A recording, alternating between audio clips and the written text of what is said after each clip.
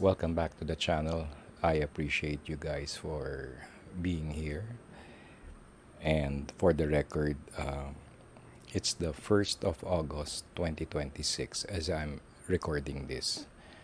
Para lang may konting time frame reference tayo for what we're about to discuss. Anyway, if you all noticed, I've not been publishing many videos lately simply because wala naman masyadong mapag-usapan na. And at the same time, bawasan na naman tayo ng viewers. Well, that's because, or the reason I see behind it is what we're going to discuss right now. Kagaya niya, as a person, as a former journalist, ako na siguro yung huling taong sumusubaybay sa balita. Hindi ako mahilig magmatyag sa balita kasi nga, having been there, having been one, alam ko na yung sistema eh. So, I try to stay as far away from the news as I possibly can kasi alam niyo na, di ba? And for another, meron lang kasing isang significant piece or news item na tumatak sa isip ko or something na affected, not really affected me, but it's something that I've been asked about or something which has been asked of me so many times in the past. Yun na nga yung active shooter. Dahil may nangyaring karahasan, an act of violence committed by minors in a school using firearms. Kaya medyo, syempre, umabot sa akin yung balita. At dahil doon, may mga nagtatanong din, nagre-request, Sir, bigyan nyo naman kami ng active shooter seminar. Ayan na eh, di ba? Parang, sandali lang. Anong authority ko to speak about that particular subject matter? For another, naniniwala kasi ako na hindi yun ang solusyon, di ba? You do not implement a tactical solution to a problem that's based or ang foundation, ang fundamental problem is not tactical at all, 'di ba? Kasi nga ang dami ng let's beef up the campus security, let's put metal detectors and x-ray machines sa entrances ng eskwelahan. And that's not exactly the solution, or that to me is not the solution I will offer. 'Di ba? Nagkaroon nga ako ng discussion with a doctor friend of mine about this particular matter. And we both agree na hindi talaga yun ang hindi, wag natin tignan from a tactical perspective yung problema. But rather, let's go deep down into the root of the problem. And that's something that Filipinos are not known for. Or, to my mind, it doesn't matter if it's a disaster caused by natural phenomena, baha, lindol, ganyan, or something like this, something man-made. Ang iniisip natin, yung after the fact, di ba? Tapos na, nangyari na. Tsaka natin pinag-iisipan ng mga bagay-bagay. And having been in the preparedness space for the last 15 years, isa ako sa mga naunang, or I was there long before any of these so-called preppers have come into existence. Medyo andun na ako sa advocacy na to. Probably even earlier than that. But as Manila Sentinel, I started out in 2011. So, there you go. Pero, yun na nga. Ang sinasabi ko dito is, let's look at the root of the problem, hindi yung solutions na lang, 'di ba? For example, being in the preparedness space, anong solusyon ng mga tao sa baha, 'di ba? Nagkaroon na tayo ng Typhoon Ondoy. And ano yung naging solusyon? Bangka. 'Di ba? Parang pag prepper ang nag-isip, imbes na kung anong solusyon ang gagawin niya, bibili siya ng bangka. Diba? It's like saying, hindi ako sasakay ng eroplano na wala akong dalang parachute. So it's the parachute, it's the lifeboat mentality. Hindi natin iniisip na ang mga areas naman na binabaha, at least within Metro Manila, taon-taon naman binabaha yung mga yan. Taon-taon lumulubog yung mga yan. Alam naman natin, identified na natin yung mga areas within Metro Manila that always go underwater. So bakit ang solusyon natin bangka? Okay? Tanong ko lang. Bakit bangka ang solusyon? Bakit hindi natin? Kung ako kasi, kung ako tatanungin, imbes na bumili akong bangka, lilipat na ako ng tirahan, di ba? yun ang solusyon ko, 'di ba? That's thinking as a readiness advocate. Hindi yung uunahan ko na yung problema, 'di ba? Hindi yung tangina antayin ko muna lumubog. Oh, 'di ba? Para magamit ko yung bangka. ganun yung attitude ng mga preppers, 'di ba? Almost wishing that something gets andun yung at the back of their minds, andun yung wish na, shit hits the fan finally para magamit nila yung mga gas mask nila, yung mga body armor, whatever toys they have lying around, di ba? Meron yun secretly they're wishing na something would happen. Pero hindi nila iniisip yung bakit ka nga naman titira sa isang lugar o bakit ka magtsatsaga sa isang lugar na bahain to begin with, di ba? May pera ka naman, makakalipat ka naman. Pero hindi. Bibili ka ng bangka. Para ano? Para pagyabang mo na pag lumubog, meron ka nasa jet ski. Naka-jet ski ka, naka-zodiac, di ba? Parang ganon. Yun ang nakikita kong problema ng mga tao. So, going back to the active shooter thing. So, everybody's organizing active shooter classes, etc., etc.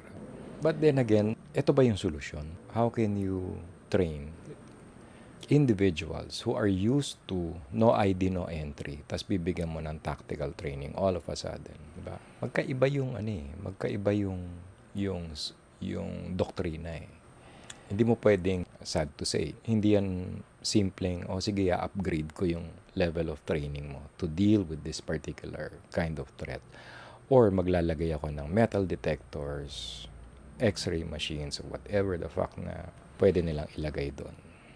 It's not preventive kasi any committed individual will be able to smuggle anything, di ba? Whether it's a bladed instrument, whether it's a firearm, a handgun, di ba? Kaya di ba? Hindi ko sinasabing walang silbi yung mga yon, pero a committed individual will be able to find ways, di ba? Ganyan naman ang sabi nga to be able to deal with bad people, you have to think like a bad person yourself. And that's the way I'm thinking, di ba? Parang iniisip ko, how could I best penetrate something, di ba? So, you have to think along those lines. You have to think in a parallel manner. Hindi yung lilihis ka sa thinking nila na, sige, deal with the problem with a tactical solution. I don't think so.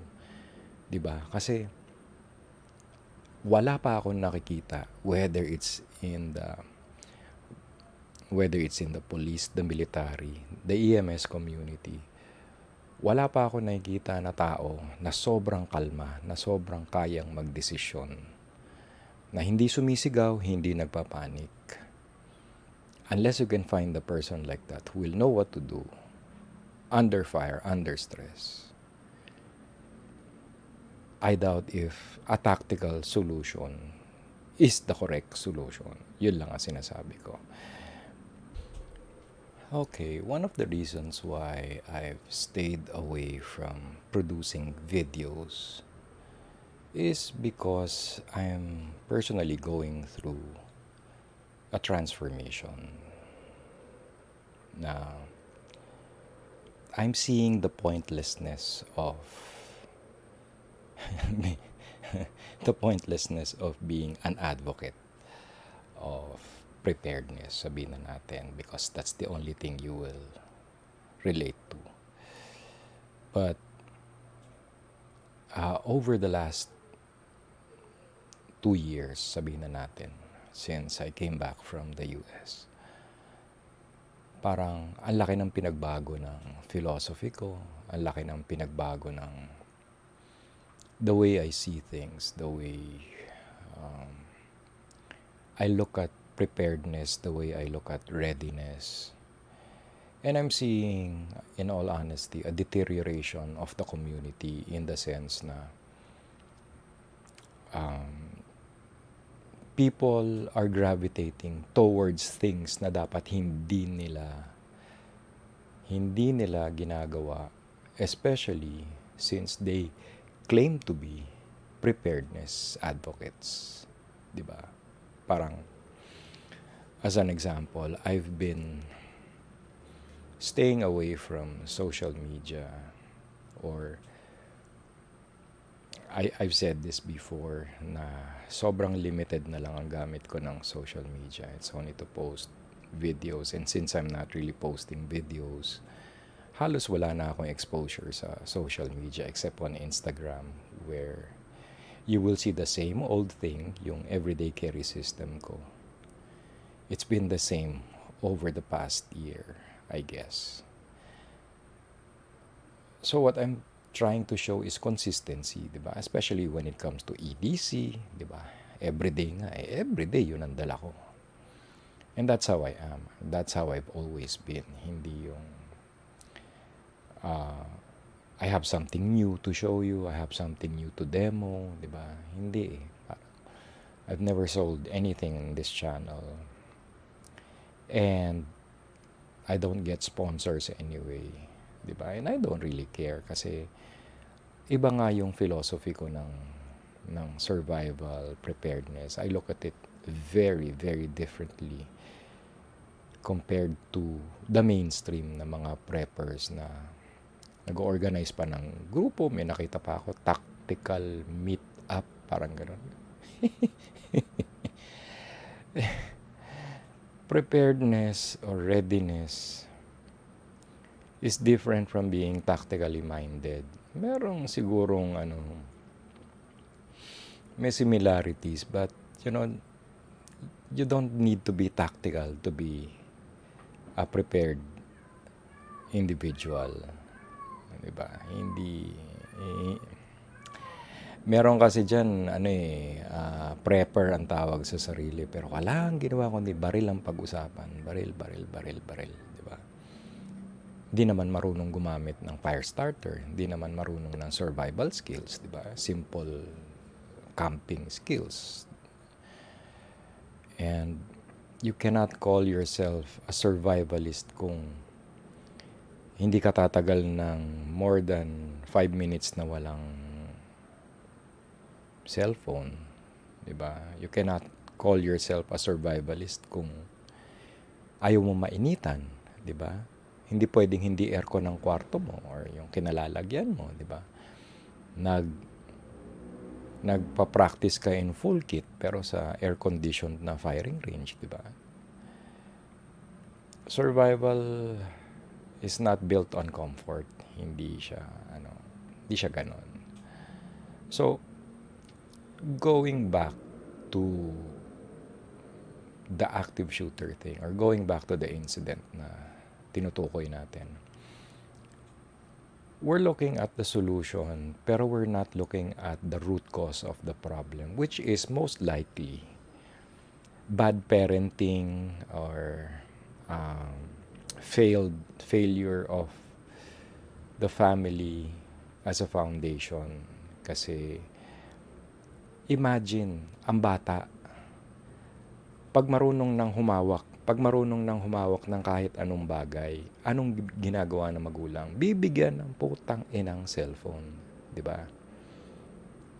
Kaya siguro before the first birthday ng bata, marunong na siyang mag-telepono. And that already, what does that simple act do?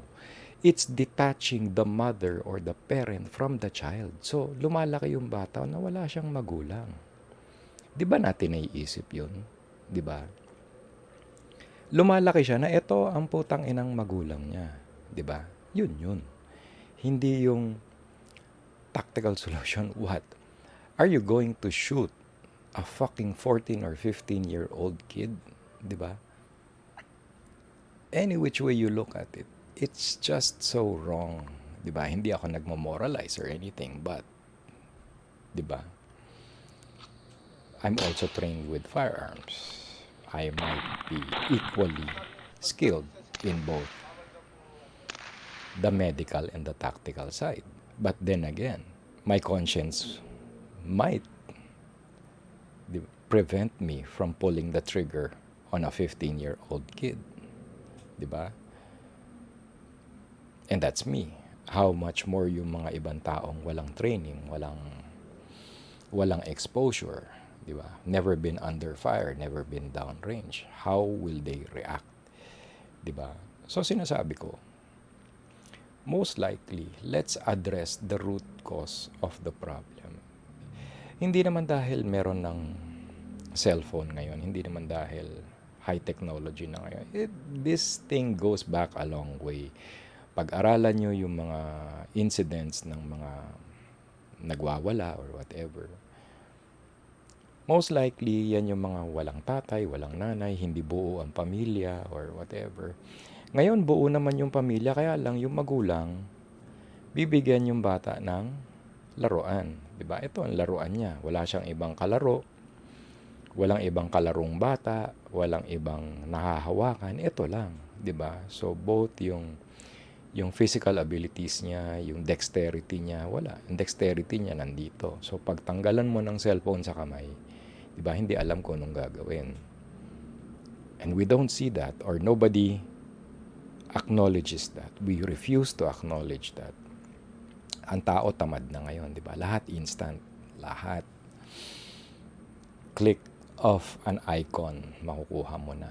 Even the preppers, meron silang app for whatever, di ba? The weather app, the compass app, the fucking app, di ba?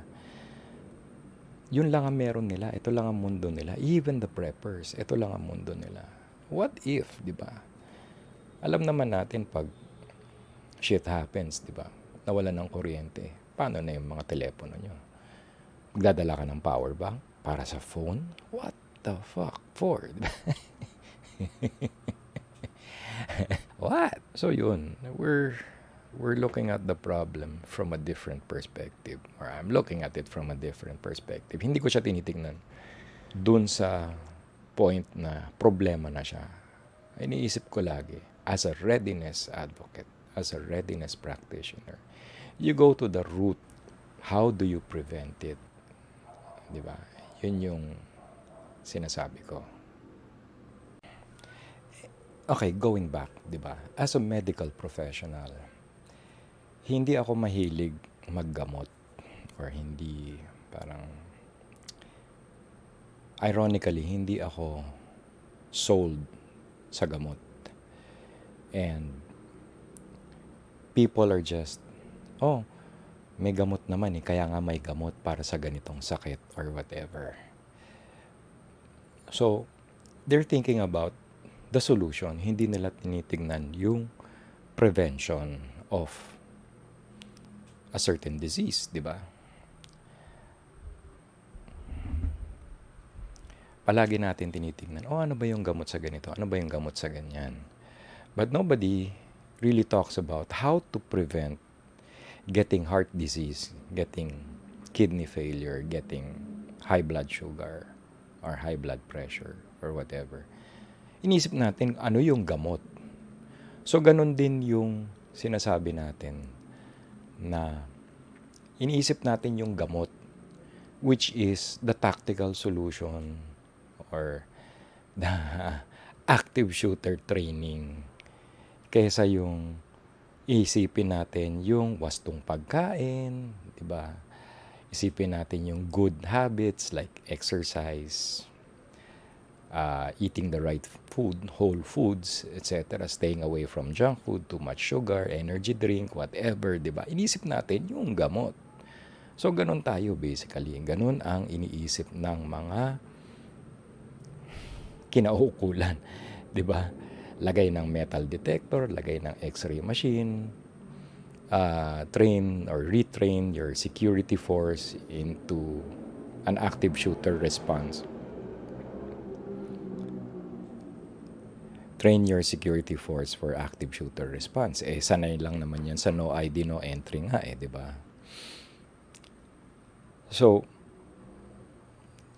kesa naman umiwas na lang sa matatamis, kesa umiwas sa mataba, kesa umiwas sa bad habits, kesa matutong maglakad, magbilad sa araw, magtiis sa init, di ba? Ang tao, even the preppers, even the people you expect na marunong they don't know how to embrace discomfort. Wala na yung ganon, di ba? Nainitan, either papasok sa aircon or, may daladalang blower. God, that's so fucking stupid, di ba? Ayaw maglakad, ayaw mabilad. Hindi nila naisip na ang sunlight is vitamin D. It's good for the heart. Diba? Stuff like that. Walking is good for you kaysa naman, hindi nga naman nila maiyayabang yung magandang sasakyan nila kung maglalakad lang sila. So, that's where we are. That's where we are right now. And the sad part is, parang pati ba naman yung teachers tuturuan mo ng ganyan? Ano lang ba ang alam ng mga guro, 'di ba? And unfortunately, we're not getting very good teachers nowadays. Sorry, again, 'di ba?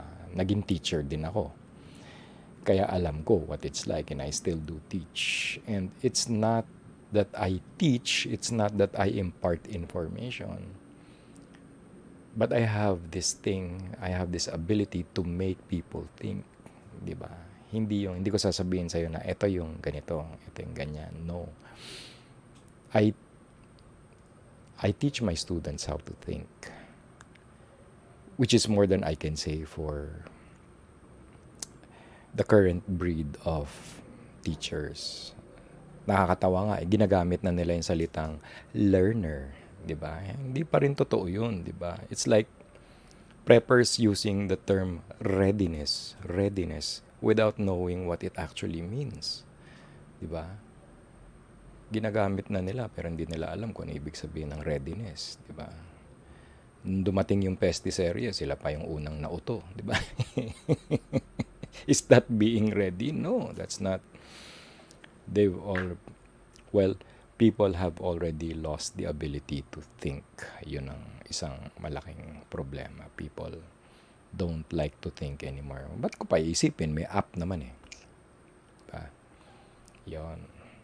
Meron naman app for this and that. So, ba't pa ako magpapagod? Ba't pa ako mag-iisip? Yun ang mentality ng mga tao ngayon. There's the smartphone, there's technology, there's AI na dapat nilang alam nila, hindi nila iniiwasan. So they put their trust into AI for the convenience, di ba? Babalik tayo sa convenience, what I was saying before. We all want comfort, di ba? We all want convenience. So therefore, di ba, pagdating ng pagkakataon na walang comfort and convenience, hindi na nila alam paano sila mabubuhay. And that's a fact, di ba? Parang pupusta ako. Pupusta ako na yung mga salsa boys at yung mga tactical bacon dyan, walang magagawa pag may nangyari talagang yung inaasam-asam nila at yung wini-wish nila na mangyari. Ay, ako. Diba? So anyway, well, like I said, the problem is fundamental na hindi. It goes beyond, wala nang age limit ngayon. Dati sabi natin, problema ng mga bata yan, mga bata. Ngayon, mga kaedad ko, mga senior citizen na rin na addict pa rin sa sila pa yung addict sa telepono, di ba? Wala nang nabubuhay ngayon na hindi nakatungo sa smartphone nila, di ba? Naglalakad, di ba? May daladalang grocery, may pinamalengke, may dalang bata. Hindi na nga nila priority yung bata. Iiwan yung bata habang nag-i-scroll, di ba? Putang ina, di ba? Doon ako inis na inis, di ba? Mas importante pa yung social media nila kaysa yung bata. And I never did that to my kids. For as long as I could carry my children, lalo na pag naglalakad kami, as long as I could carry them, dala ko sila. And I usually leave both of my hands free. One for the younger child and one for the other, because I know what it's like na mawala yung anak ko. And it happened twice. Diba? I know the feeling. So dapat talaga pagkasama ko mga anak ko, PSG ako. Samantalang yung mga magulang ngayon, sige, putang ina, di ba? Sige, scroll. Ang bata naglalakad mag-isa sa kalye, di ba? I don't know what to call it anymore, di ba? Pero talaga, putang ina, di ba? So if you're that kind of parent, I'm sorry for you, di ba? I'm sorry for your kid. Paglaki niyan, tignan natin saan siya anong kalalagyan niya, di ba? Go back to the root of the problem. Hindi yung tactical solution tayo, hindi yung band-aid, hindi yung bangka, hindi yung parachute solution. Balikan nyo. Be a good parent. Take care of your kids para hindi sila mag-end up ng ganun. Anyway, that's been the long and the short of it. This has been Abs Abando for Manila Sentinel Raw. Take care of your kids.